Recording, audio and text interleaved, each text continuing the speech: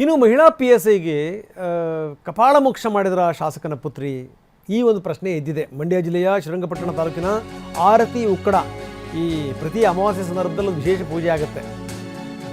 ಅಲ್ಲಿ ತುಮಕೂರು ಗ್ರಾಮಾಂತರ ಶಾಸಕ ಬಿ ಸುರೇಶ್ ಗೌಡ ಅವರ ಪುತ್ರಿ ಬಂದಿದ್ದರಂತೆ, ಐಶ್ವರ್ಯ ಗೌಡ. ಅಲ್ಲೇನೋ ಅವರು ಸಬ್ ಇನ್ಸ್ಪೆಕ್ಟರ್ ಬಿಡಲಿಲ್ವಂತೆ. ಇಬ್ಬರ ನಡುವೆ ವಾದ ವಿವಾದ ಶುರುವಾಗಿದೆ. ಯಾವುದೇ ಕಾರಣಕ್ಕೂ ದೇವರ ಗರ್ಭಗುಡಿ ತನಕ ಬಿಡಲ್ಲ ಅಂದ್ರಂತೆ ಅಧಿಕಾರಿ. ಯಾಕೆ ಬಿಡಲ್ಲ ನೀವು ಅಂತ ಪ್ರಶ್ನೆ ಮಾಡಿದ್ರಂತೆ ಶಾಸಕನ ಪುತ್ರಿ. ಆವಾಗ ಈ ಪಿ ಎಸ್ ಐ ಸವಿತಾ ಹೇಳಿದ್ರಂತೆ, ಬಹಳ ಜನ ಇದ್ದಾರೆ, ಆಗಲ್ಲ ಅಂತ, ನಾನು ಹೋಗಲೇಬೇಕು ಬಿಡು ಅಂತ ಇಬ್ಬರ ನಡುವೆ ವಾಗ್ವಾದ ಶುರು ಆಯಿತು. ಅದಾದಮೇಲೆ ಪಿ ಎಸ್ ಐ ಸವಿತಾ ಅವರಿಗೆ ಐಶ್ವರ್ಯ ಕಪಾಳಕ್ಕೆ ಹೊಡೆದ್ರ. ಇದಕ್ಕೆ ಸಂಬಂಧಪಟ್ಟಂಗೆ ಕ್ಯಾತನಹಳ್ಳಿ ಪೊಲೀಸ್ ಠಾಣೆಯಲ್ಲಿ ಪ್ರಕರಣ ದಾಖಲಾಗಿದೆ.